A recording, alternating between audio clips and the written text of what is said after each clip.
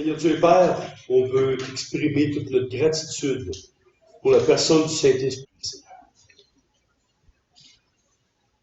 On veut te prier, on te demande, Père, que cet enseignement puisse ouvrir nos cœurs à ta vérité, que littéralement ta parole puisse faire office de vérité concrète sur laquelle on puisse s'appuyer, que nos pensées soient devenues totalement captives de la vérité écrite et non basées sur des perceptions humaines ou de faux enseignements, Seigneur.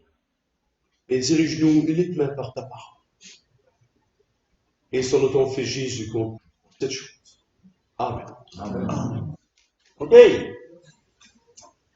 Comme deuxième thème, la semaine passée, là 15 jours, on avait parlé de la personne du Saint-Esprit, que le Saint-Esprit est une personne.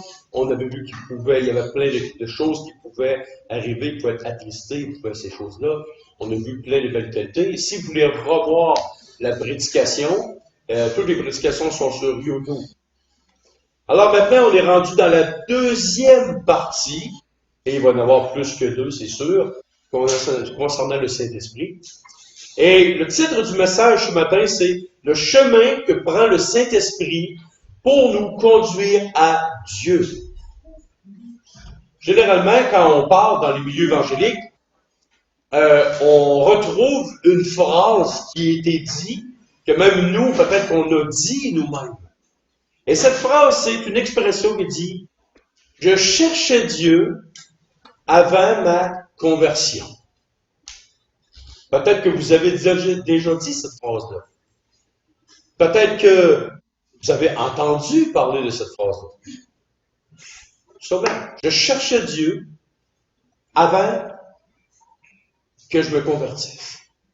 Est-ce que cette expression-là, parce que là on parle du chemin que le Saint-Esprit fait, qui prend, pour nous amener au salut, à la repentance, au salut.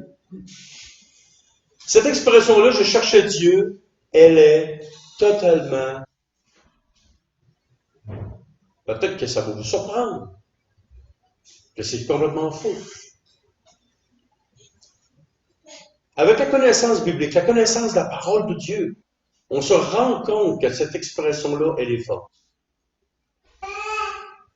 La Bible enseigne que, avant sa conversion, l'homme était totalement dans les ténèbres. Totalement. On va tourner dans plusieurs passages de la parole de Dieu. Parce qu'une vérité biblique ne peut être établie que sur la seule et unique base des Écritures. Je ne peux pas inventer quelque chose, soit comme pasteur. Je peux inventer des choses. Mais, qu'est-ce qui va arriver après? Oui. Je vais payer cher non plus. Comme chrétien non plus, je ne peux pas inventer des choses. Il faut que ma foi, ma conviction soit toujours basée sur les Écritures. Sans les Écritures, nulle conviction ne tient la route devant Dieu.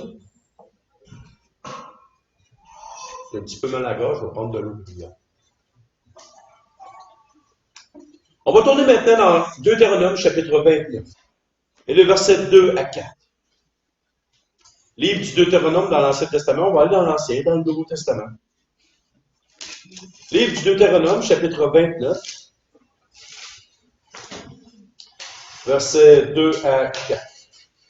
Et voici, Moïse convoqua tout Israël et leur dit, « Vous avez vu tout ce que l'Éternel a fait sous vos yeux, dans le pays d'Égypte à Pharaon, et tous ses serviteurs et à tout son pays, les grandes épreuves que tes yeux ont vues, ses miracles et ses grands prodiges. Mais jusqu'à ce jour, l'Éternel ne vous a pas donné un cœur pour comprendre, des yeux pour voir, des oreilles pour entendre. » Donc, est-ce que ça ne vous rappelle pas une phrase dans le Nouveau Testament? Dieu dit, vous avez vu de vos yeux. Mais quel est le verset 4? Sans Dieu, tu peux voir des choses, mais sans la main de Dieu, qu'est-ce que Dieu disait à Moïse? Mais jusqu'à ce jour, l'Éternel ne vous a pas donné un cœur pour comprendre, des yeux pour voir, des oreilles pour entendre. Mais là, c'est spécial. Dans le texte, c'est marqué ici, voici les paroles de l'alliance que l'Éternel ordonna à Moïse. Et là, vous avez vu tout ce que l'Éternel. Et là, il parle, c'est comme une autre personne, l'Éternel, et une autre personne, l'Éternel. C'est comme s'il y avait deux éternels dans le texte. Mais là, il leur dit en plus, il dit, vous avez vu ces choses, mais vous n'avez pas eu un cœur, des oreilles pour entendre, un cœur pour sentir, des yeux pour voir. Donc, il y avait quelque chose en arrière. Première insertion. La deuxième, on va le voir dans le psaume 14. Le psaume 14, versets 1 à 3. Et vu que la révélation de Dieu, c'est une révélation qui est progressive, on va aller de plus en plus en progression, dans notre connaissance des Écritures.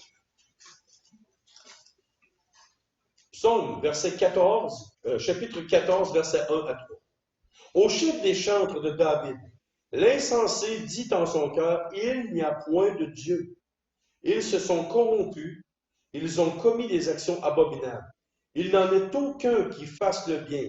L'Éternel du haut des cieux regarde les fils de l'homme pour voir s'il y a quelqu'un qui soit intelligent, qui cherche Dieu.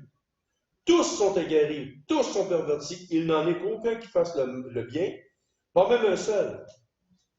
Dieu regarde dans le ciel, dans l'Ancien Testament, et là, il dit, y a-t-il quelqu'un qui cherche Dieu? Le constat, c'est quoi? Zéro. Il n'y a personne qui cherche Dieu. Et ça, c'est pas moi qui le dis, c'est Dieu, le Saint-Esprit, a fait écrire dans la parole de Dieu. On va tourner dans le psaume 36 et le verset 10.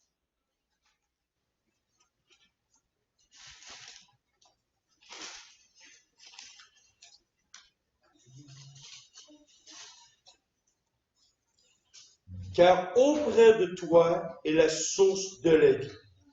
Par ta lumière, nous voyons la lumière. Donc, sans l'intervention de la lumière de Dieu, nous ne pouvons pas voir.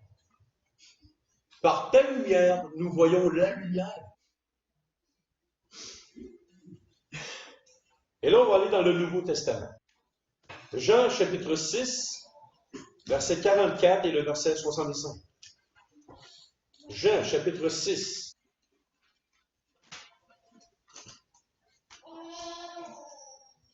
Verset 44 et le verset 65. Christ disait, « Nul ne peut venir à moi si le Père qui m'a envoyé ne l'attire, et je le ressusciterai au dernier jour. » Et le verset 65 dit, et il ajouta, « C'est pourquoi je vous ai dit que nul ne peut venir à moi si cela ne lui a été donné par le Père. » Oh, ça commence à se confirmer. Donc, si Dieu ne t'attire pas à lui, tu ne peux pas aller à lui. Et là, on se pose la question, pourquoi? Pourquoi? On va tourner maintenant dans Romains chapitre 9.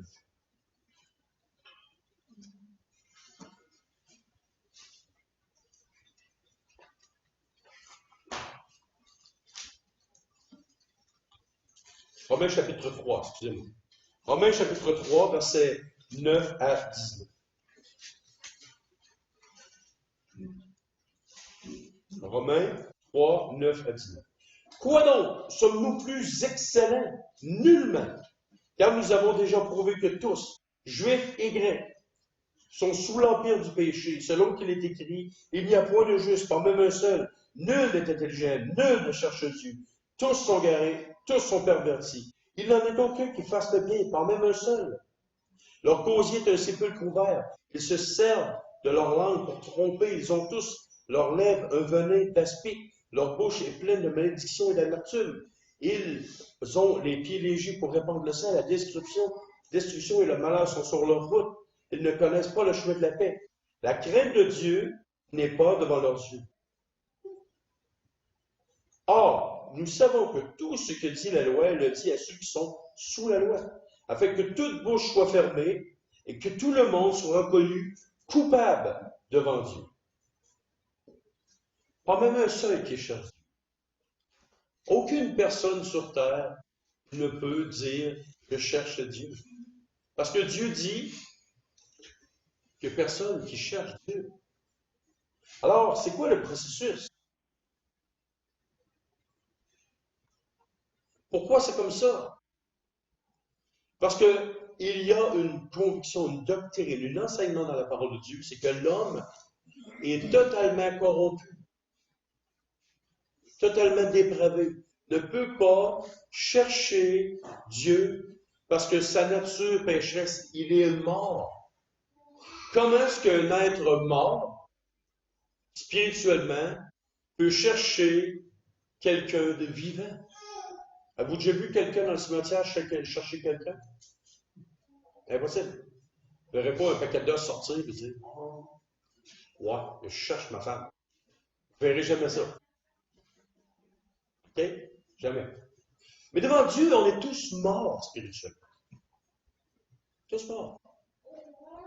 Et on ne peut pas chercher Dieu. Un mort ne cherche pas celui qui est vivant. Donc, ça prend un processus spécial.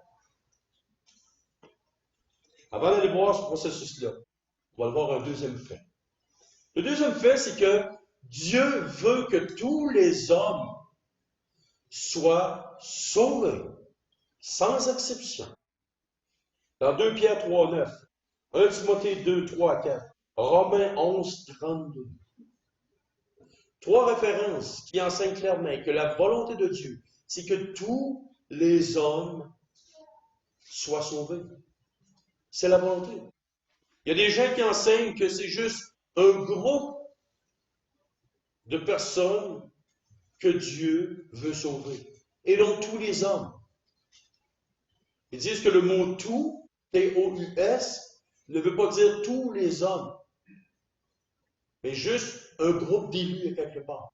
C'est ce qu'on appelle le point du calvinisme. Vous savez, peut-être que oui ou non, je ne suis pas calviniste, je ne le serai jamais. Donc, si le mot tout, comme certains le présentent pour dire que c'est juste un groupe d'élus, alors, quand c'est marqué que le péché renferme tous les hommes de la terre, ça veut dire que c'est juste les élus qui étaient des pécheurs. Car Dieu a tant aimé le monde. Le monde, c'est vous, moi, puis tout le monde dans le monde. C'est pas juste les élus. La volonté de Dieu, c'est que tous les hommes soient sauvés. Troisièmement, tous les hommes qui ont foulé la terre, que ce soit dans le passé, dans le présent, ou même dans l'avenir, les petits bébés qui viennent au monde, ils sont là. Sont attirés et éclairés par le Saint-Esprit. Et là, c'est une chose qui est très importante. Jésus disait, nul ne peut venir au Père si le Père ne l'attire, si je l'attire. On va tourner dans différentes références. Jean chapitre 1, verset 6 à 9. Jean chapitre 1, l'Évangile de Jean. Chapitre 1, verset 6 à 9.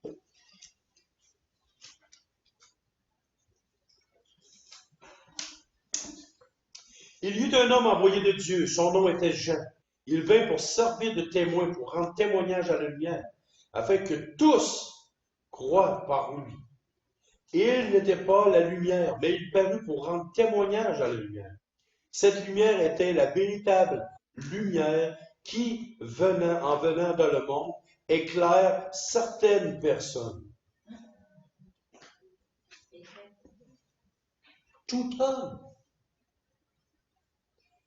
Christ est la lumière. Et il n'éclaire pas juste une partie, mais il éclaire tout homme. Donc, qu'est-ce qui se produit quand le Saint-Esprit fait une œuvre? Qu'est-ce qu'il fait quand il est venu? Vous étiez morts par vos péchés. On était dans les ténèbres. Maintenant, Christ est venu et a éclairé la personne, a révélé l'état de son cœur, a révélé l'état de sa pensée. Jean chapitre 12, verset 32.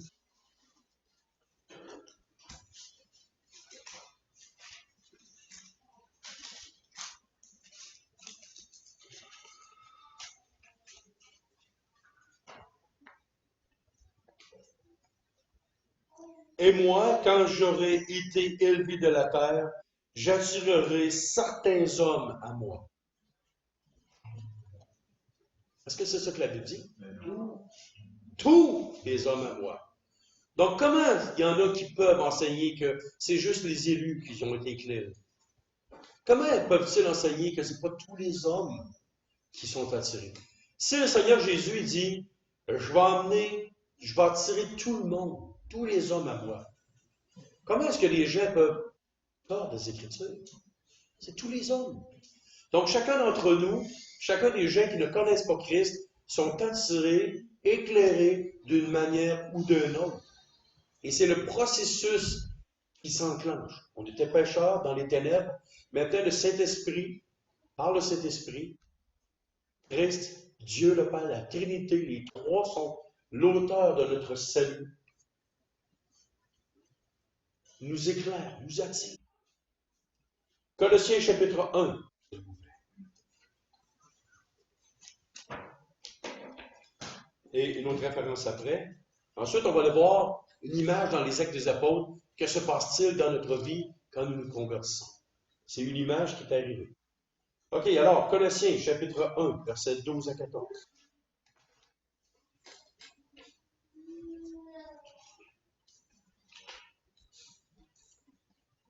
Qu'est-ce qu'il dit ici?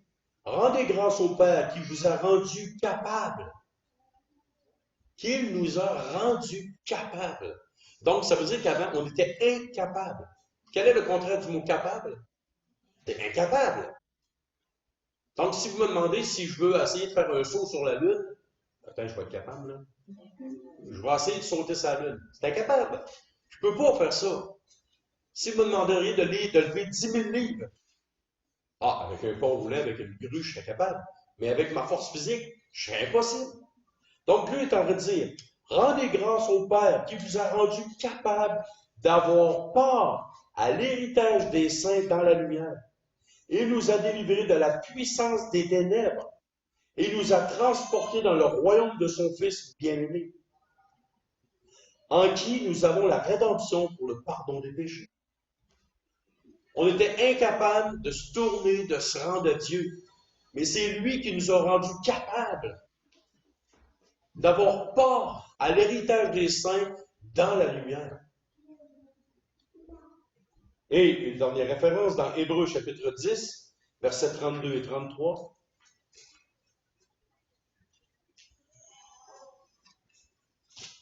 Hébreux chapitre 10.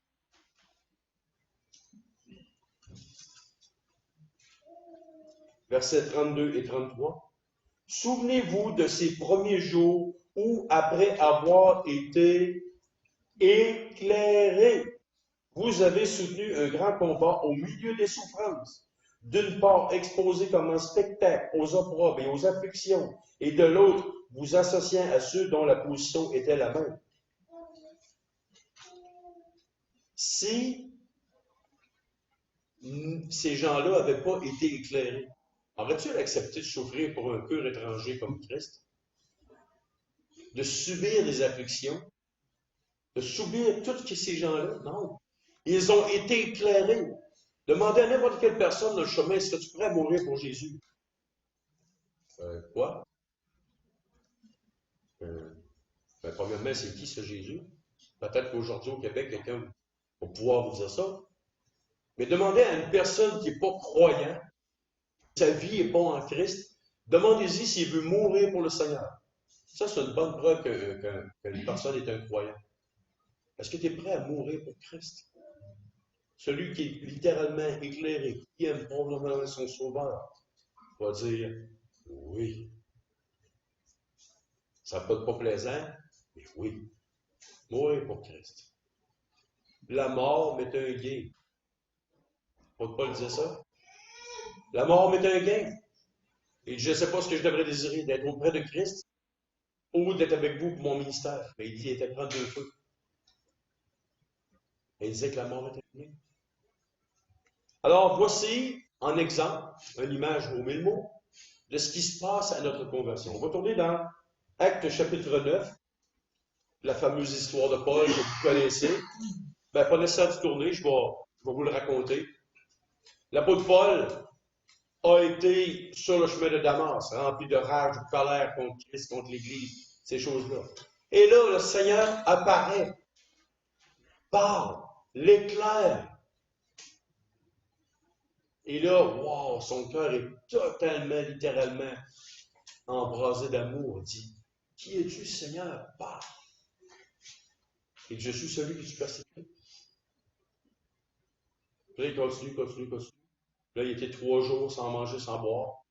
Et là, il y a des écailles qui sont tombées de ses yeux. Après qu'Ananias soit venu le voir.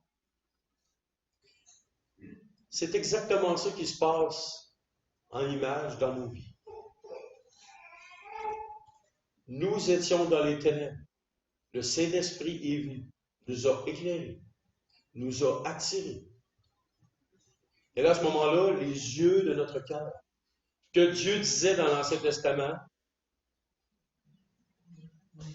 il dit, vous avez vu des choses que j'ai faites, mais je ne vous ai pas donné un cœur. Je ne vous ai pas donné des oreilles pour entendre, pour voir, pour comprendre. Mais un juif qui se convertit à Christ, il y a tellement de choses qui s'éclairent. Tellement de choses qui s'éclairent dans sa vision. Nous aussi, c'est la même chose. Avant notre conversion, on était dans les ténèbres.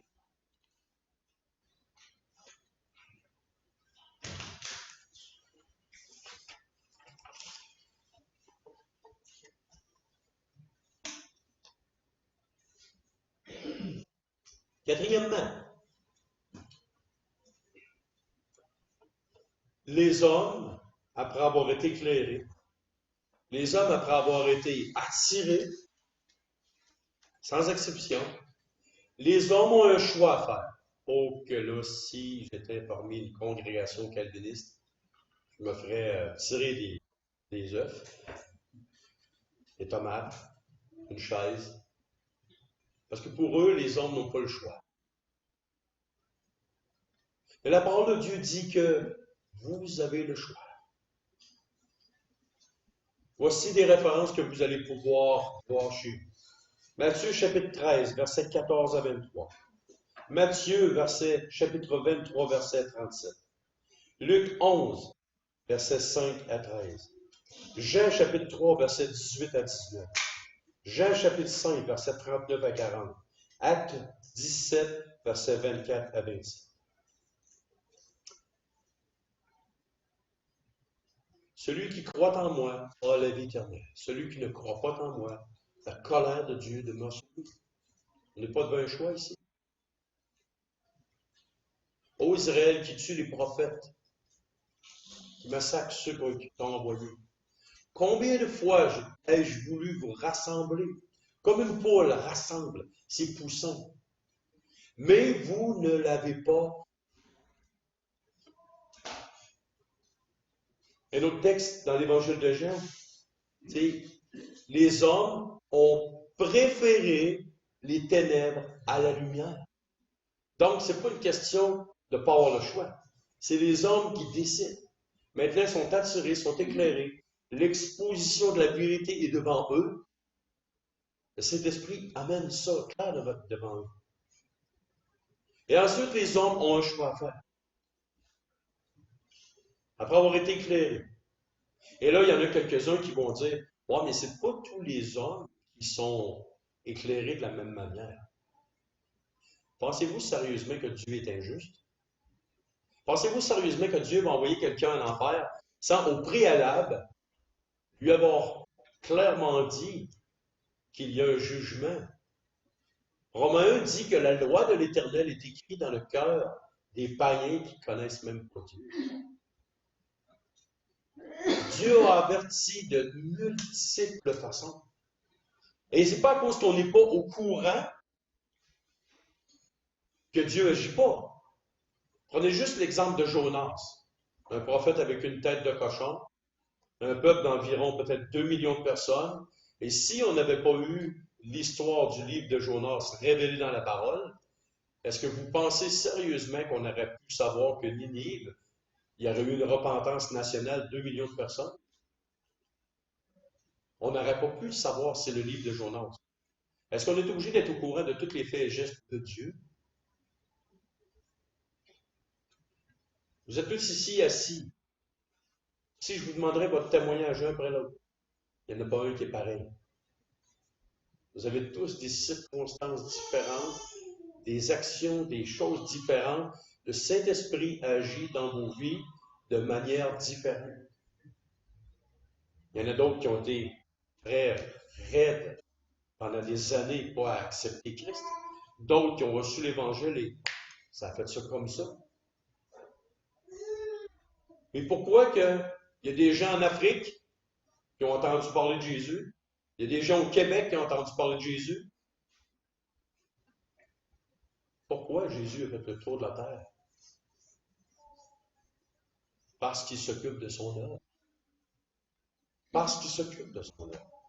Jamais Dieu va envoyer quelqu'un en enfer sans au préalable l'avoir déjà averti.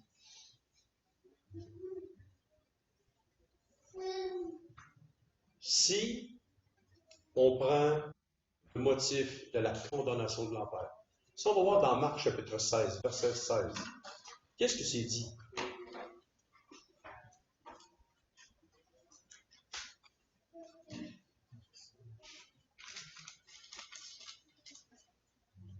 Celui qui croira et qui sera baptisé sera sauvé, mais celui qui ne croira pas sera condamné.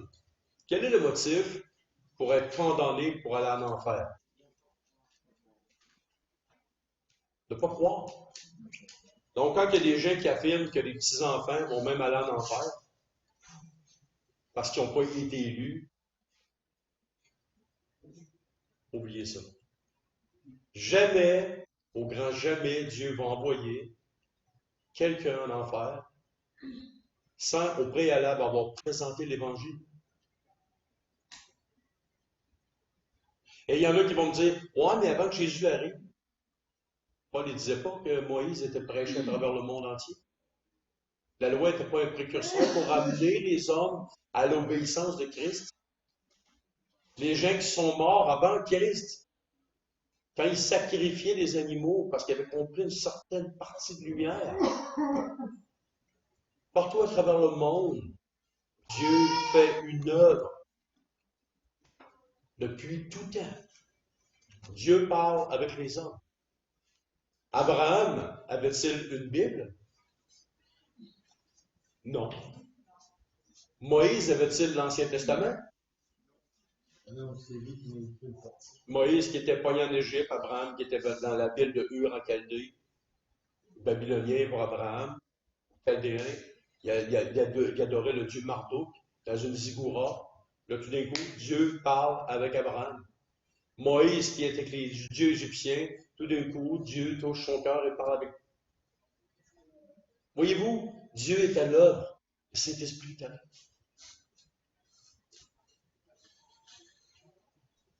Maintenant, le cinquième élément.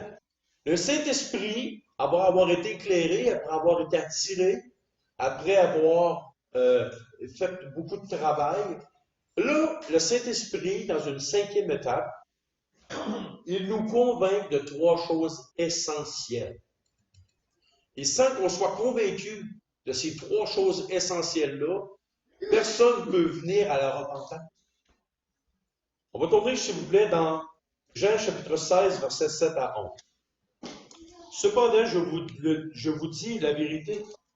Il vous est avantageux que je m'en aille, car si je ne m'en vais pas, le consolateur ne viendra pas vers vous. Et si je m'en vais, je vous l'enverrai. Et quand il sera venu, il convaincra le monde en ce qui concerne le péché, la justice et le jugement. En ce qui concerne le péché, parce qu'il ne croit pas en moi. La justice, parce que je vais au Père et que vous ne me verrez plus. Le jugement, parce que le prince de ce monde est jugé. Oh, que ces passages-là sont compliqués. C'est quelque chose qu'on a de la misère à saisir. Et là, le Saint-Esprit, ça a de l'air, apparemment, pour le vrai, qu'il nous a convaincus de ces trois choses-là. Et s'il ne nous convainc pas de ces trois choses-là, nous sommes sur le chemin de l'enfer.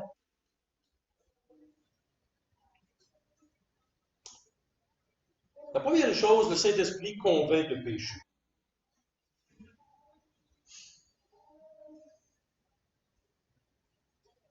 Écoutez bien la petite description. Le péché qui nous détourne de Dieu et qui fait que l'on ne croit pas en son œuvre ultime de rédemption, c'est-à-dire de Jésus mort sur la croix pour expier nos péchés. Sans cette conviction de péché, en nous, par le Saint-Esprit, il est impossible que nous soyons sauvés.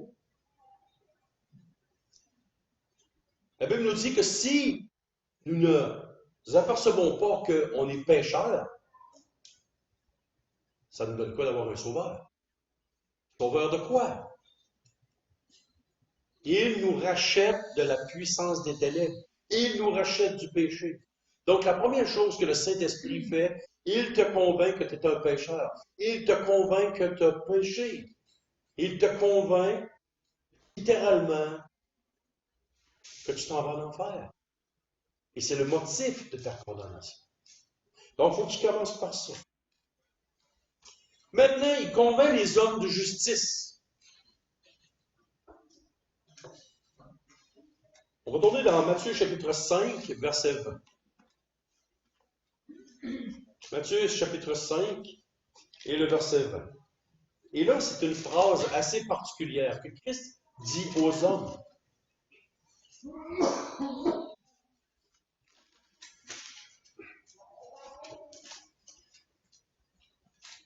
Car je vous le dis, si votre justice ne surpasse pas celle des scribes et des pharisiens, vous n'entrerez point dans le royaume des cieux. Qu'est-ce que ça veut dire? Si ta justice surpasse pas celle des hommes religieux, des scribes et des pharisiens, tu n'entreras pas dans le royaume des cieux. Qu'est-ce que Christ voulait dire par ça? Tournons dans Romains chapitre 3, versets 19 à 26.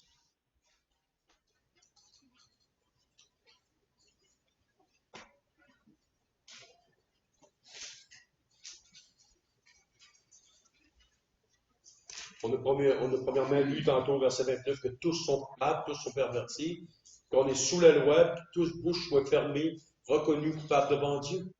Okay?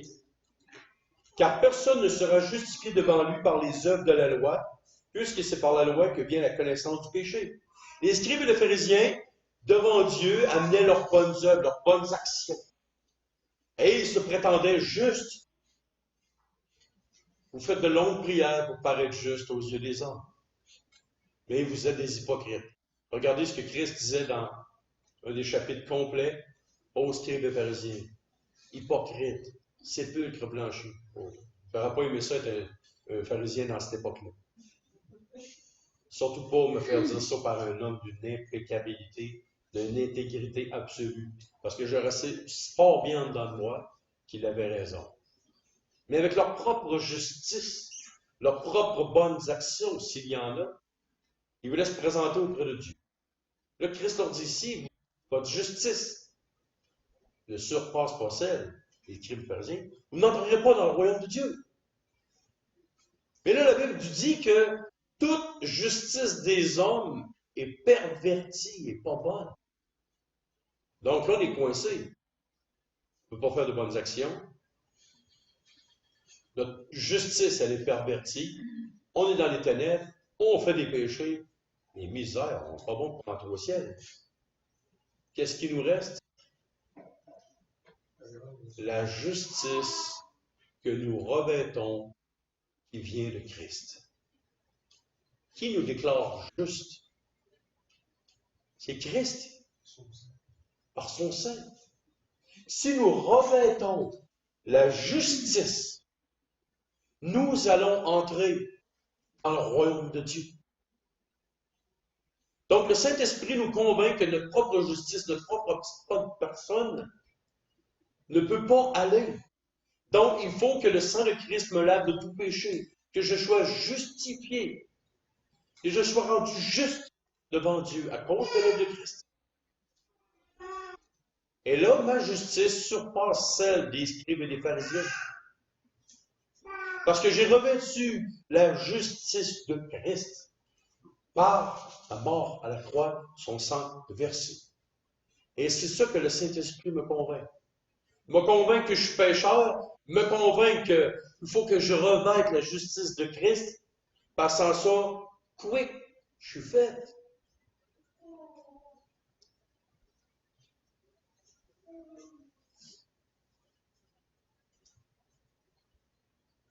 Sans cette conviction d'être rendu juste devant le Père, il est impossible de rentrer dans le royaume de Dieu.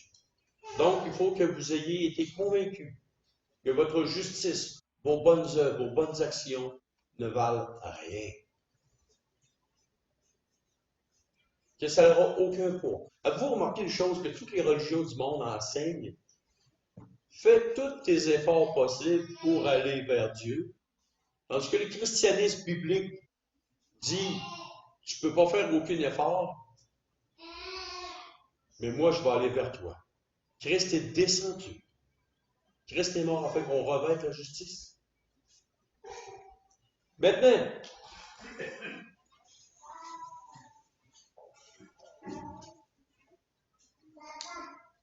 il nous convainc, il convainc le monde de péché.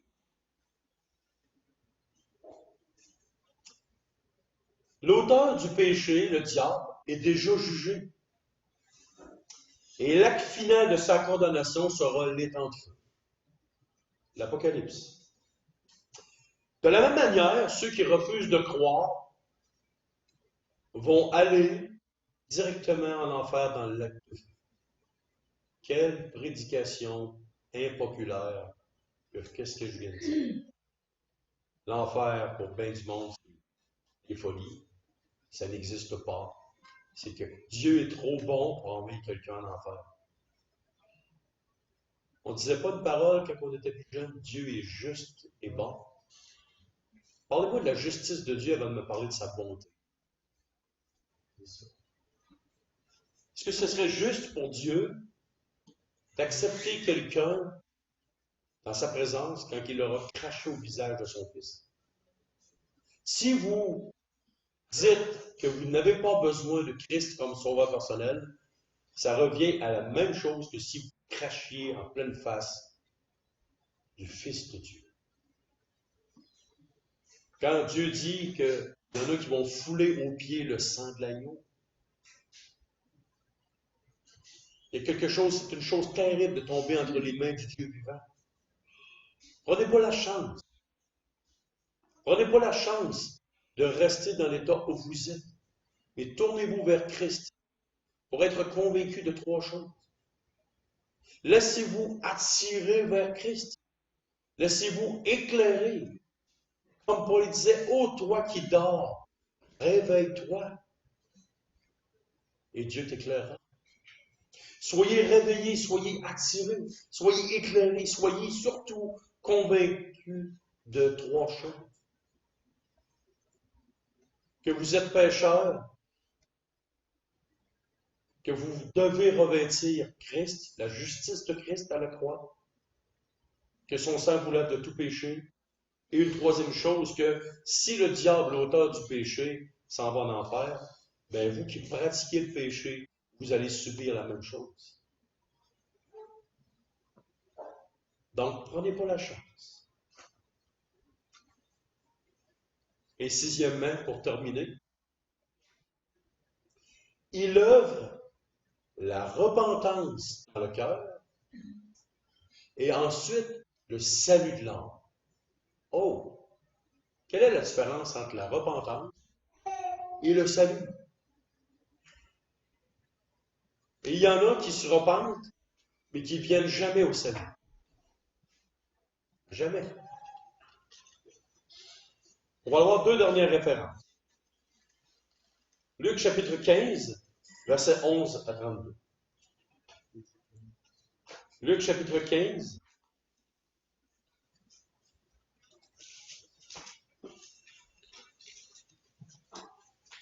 versets 11 à 32.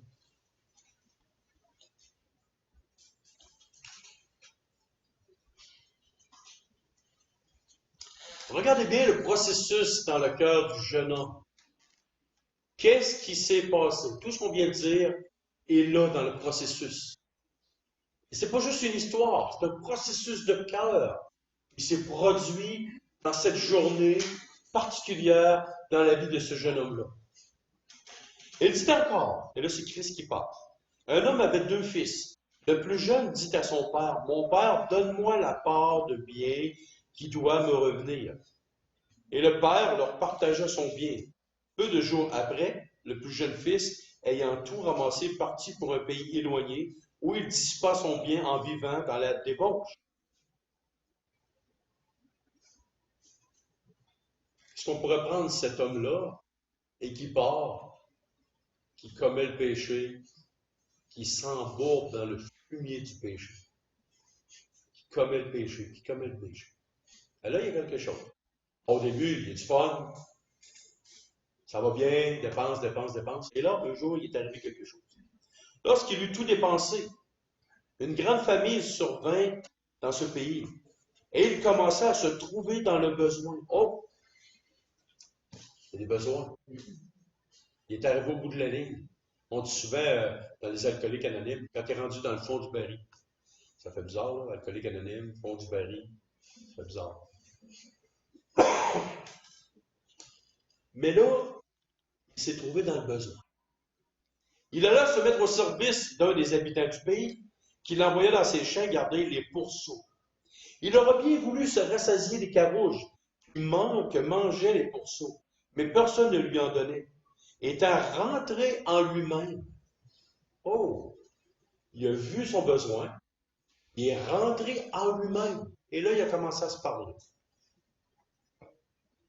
Il dit, combien d'ouvriers chez mon père ont du pain en abondance? Et moi ici, je meurs de faim. Je me lèverai, j'irai vers mon père et je lui dirai, mon père, j'ai péché contre le ciel et contre toi. Je ne suis plus digne d'être appelé ton fils. Traite-moi comme l'un de tes ouvriers. Et il se leva et alla vers son père. Comme il était encore loin. Christ est en train de dire ici qu'il est encore loin. Et quelle a été l'attitude du père? Le père est resté chez eux, il a attendu qu'ils viennent se mettre à genoux. Comme il était encore loin, qu'est-ce que le père a fait? Son père le vit et fut ému de compassion.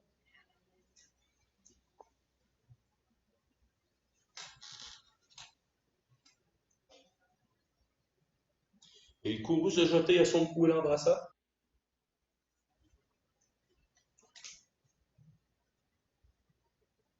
Et 100%, c'est mon histoire. C'est ça que je l'ai pris comme ça. Le fils lui dit, mon père, j'ai péché contre le ciel et contre toi. Je ne suis plus digne d'être appelé ton fils. Mais le père dit à ses serviteurs, apportez-lui, apportez vite la plus belle robe et revêtez-le. Revêtir la plus belle robe, la revêtir de la justice de Christ. Pour ma part, j'avais une vie comme ça. J'ai été revêtu de la justice de Christ. Et ensuite, mettez-lui un anneau au doigt. L'anneau était l'identification. Si j'ai un anneau ici, c'est l'identification que j'appartiens à une femme, que je suis marié, j'ai pris un engagement. Toutes les autres femmes sur terre, sans exception, savent que je suis à une femme seulement. Et l'anneau du Fils ici destinait clairement ce Fils. Il était le Fils du Père. Et ensuite, des souliers aux pieds qui lui permettaient de marcher avec son Père. Et ensuite, amener le veau gras et de soin-là. Cet homme s'est repenti. Le Père est venu vers lui. Il l'a vu au loin, quand il était encore loin. Il le courut, il le prit dans ses bras. Et on va tourner dans Luc 24, 44 à 47, et nous allons terminer avec la prédication comme ça. La repentance, c'est qu'il est revenu en lui-même. Il a eu une prise de conscience, il a été éclairé, il a vu son besoin. Et dans Luc 24, verset 44 à 47, il leur dit, c'est là ce que je vous disais lorsque j'étais encore avec vous, qu'il fallait que s'accomplisse tout ce qui est écrit de moi dans la loi de Moïse, et dans les prophètes, et dans les psaumes. Alors il leur ouvrit l'esprit afin qu'ils comprennent les Écritures, et il leur dit, ainsi est écrit que le Christ souffrirait et qu'il ressusciterait des morts le troisième jour, et que la repentance et le pardon des péchés seraient prêchés en son nom à toutes les nations. Christ dit qu'il y a deux choses qui vont être prêchées en son nom dans toutes les nations. La repentance et le pardon des péchés. Deux choses complètement différentes. La repentance, ça l'arrête exactement où le Fils a arrêté. Il est revenu en lui-même, il s'est aperçu, après avoir été éclairé, après avoir vu sa situation. C'est le Père qui est venu vers lui, parce qu'il se repentit. Et son Père le prit, le ramenait avec lui, il lui a pardonné, il lui a revêtu d'une robe, il lui a donné l'anneau. Donc la repentance, c'est quoi? C'est littéralement de rentrer en nous-mêmes, et c'est ce que le Saint-Esprit a œuvré en nous, et il nous a donné l'éclairage suffisant pour se rendre compte combien nous étions, quels étaient nos besoins, comment on était coincés, pris dans une misère qui s'appelle le péché, les ténèbres. Et ensuite, on est allé dans la maison du Père. Et nous avons demandé pardon. Et le Père nous a pardonné. Et Christ s'est marqué que nous sommes déjà assis dans les lieux célestes. On est ici encore, mais on est assis dans les lieux célestes. Donc il y a une différence entre la repentance et le pardon. La repentance, c'est de se rappeler de voir notre misère. Et le pardon, quand Dieu nous pardonne, c'est de revêtir Christ et de la justice de Christ. Prions.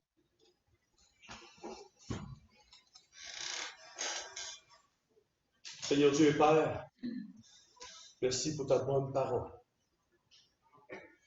Merci parce que tu nous as enseigné ce matin ce que nous devrions comprendre, le processus de notre conversion.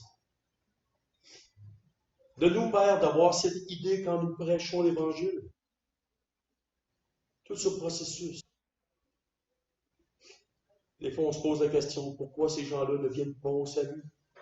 Mais parce que ces 6 étapes-là doivent être franchies. Donne-nous d'être patients. Donne-nous d'être à l'écoute. Donne-nous de propager ton Évangile. Éclaire-nous en toutes choses, toutes circonstances, par ton Esprit Saint. Et c'est ton nom de ton Fils Jésus. Amen.